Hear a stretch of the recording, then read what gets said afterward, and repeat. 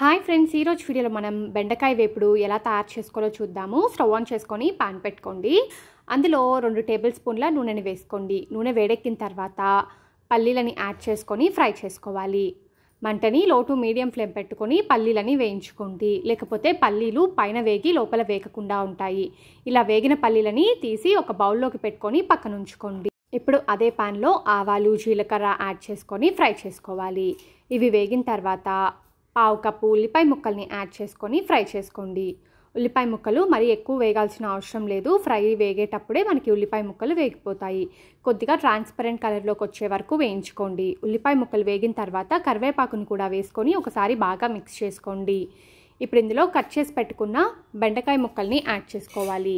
నేను ముందుగానే నీట్గా శుభ్రం చేసుకొని బెండకాయ ముక్కల్ని ఇలా కట్ చేసి పెట్టుకున్నానండి. ఇప్పుడు ఇందులో కొద్దిగా పసుపుని వేసుకొని బాగా మిక్స్ చేసుకోండి. ఈ బెండకాయ వేపుడిని చాలా సింపుల్గా తయారు చేసుకోవచ్చు. టేస్ట్ కూడా చాలా బాగుంటుంది. తప్పకుండా ఈసారి బెండకాయ వేపుడిని ఇలా ట్రై చేయండి. ఇలా ఒకసారి బాగా మిక్స్ చేసేసుకున్న తర్వాత మూత పెట్టేసి మంటని మీడియం ఫ్లేమ్లో పెట్టుకొని 5-6 నిమిషాల పాటు కుక్ చేసుకోవాలి. 5-6 నిమిషాల తర్వాత మూత తెరిచి చూద్దాం. చూడండి, బెండకాయ ముక్కలు బాగా ఉడుకుతున్నాయి కదా. ఒకసారి బాగా మిక్స్ చేసుకొని మరలా మూత పెట్టేసి మరొక 4-5 నిమిషాల పాటు కుక్ చేసుకోండి. ఇలా మధ్య మధ్యలో మనము బెండకాయ ముక్కల్ని మిక్స్ చేసుకోవడం వల్ల అడుగంటకుండా బెండకాయ ముక్కలు మాడిపోకుండా ఉంటాయి. మరొక 4 నిమిషాల తర్వాత మూత తెరిచి చూద్దాం. చూడండి, బెండకాయ ముక్కలు అయితే వేగిపోయాయి. ఇప్పుడు వీటిని ఒకసారి బాగా మిక్స్ చేసుకోవాలి. ఇలా మిక్స్ చేసుకున్న తర్వాత ఇందులో కచ్చాపచ్చాగా దంచి పెట్టుకున్న 4-5 వెల్లుల్లి రెబ్బల్ని యాడ్ చేసుకొని ఒకసారి మిక్స్ చేసుకోండి. ఇలా మనము ఫస్ట్లో కాకుండా ఎండింగ్లో వెల్లుల్లి రెబ్బలు వేసుకోవడం వల్ల ఈ ఫ్లేవర్ అంతా కూడా బెండకాయ ముక్కలకి పట్టి టేస్ట్ చాలా బాగుంటుంది.